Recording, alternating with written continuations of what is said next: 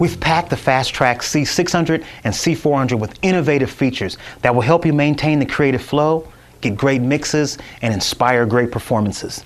Now, when collaborating with other musicians, at some point, you're going to require separate headphone mixes. For example, your vocalist may want to hear effects in her headphones while she's singing, but you might want to monitor and record the vocals dry. Now, in the past, this would require additional gear, cables, and more setup time. But now, you can easily do this with the Fast Track C-Series interfaces because they provide multiple headphone mixes as well as onboard DSP effects for monitoring. And here's how you set that up.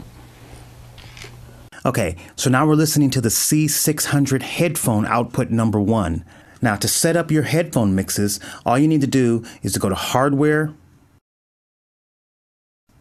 Launch Setup App, and the Fast Track C600 control panel will launch. Up top, you have analog 1 and 2 and analog 3 and 4. Now, these will control the headphone output 1 or headphone output 2 on the front panel of the C600.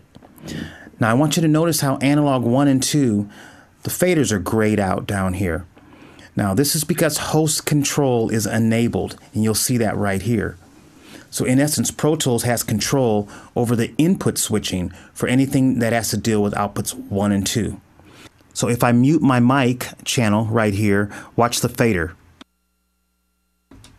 In this case, the host is in control. 3 and 4 is not controlled by Pro Tools, so nothing's grayed out in here. But that also means that you have to manually make sure that you set it up correctly. So first thing that you would want to do on 3 and 4 is make sure that the mic channel is turned up. The mic is connected to input 1, here's 1, so you just want to make sure that that's turned up. Now, by doing that, you're sending the mic to headphone output 2. That's because we're on tab 3 and 4. Tab 1 and 2, it's going to headphone output 1, and again, Pro Tools is already dealing with all of the switching for you automatically. All of the actual audio tracks inside of Pro Tools are routed to what we call software returns. That's this area over here. So as you can see, again, Pro Tools is dealing with the software returns, and these are turned up. If I go over to analog 3 and 4, they're turned down. So if I want to hear the track, I'd have to make sure that these are turned up. Know what you're gonna say, for you say it, you tell me that you're different, give me every cliche. Now, to add effects, all you have to do is make sure that these down here, the input effects sends for your microphone channel is turned up. So I already have it turned up right here. And by doing so, it's sending the microphone input to the effect section down here. And I can choose any one of these different effects. I'm choosing plate. These are your effect settings that you can adjust to your liking.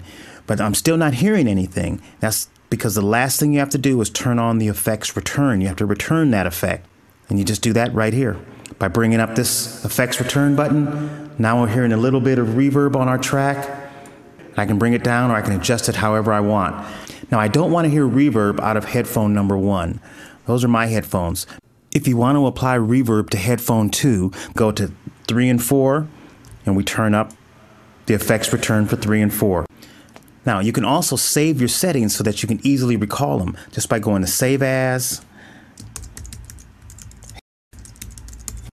I hit Save, done. And anytime I wanted to recall my settings, C600 layouts, here's the basic settings that you can quickly go in and recall. So there you have it. Powerful yet simple to set up. I'm Brian Carter. Thanks for watching. You can close your eyes, pretend you're dreaming, only fooling yourself, funny believe it. They say I'm better these days and I'll admit it too. It's me, my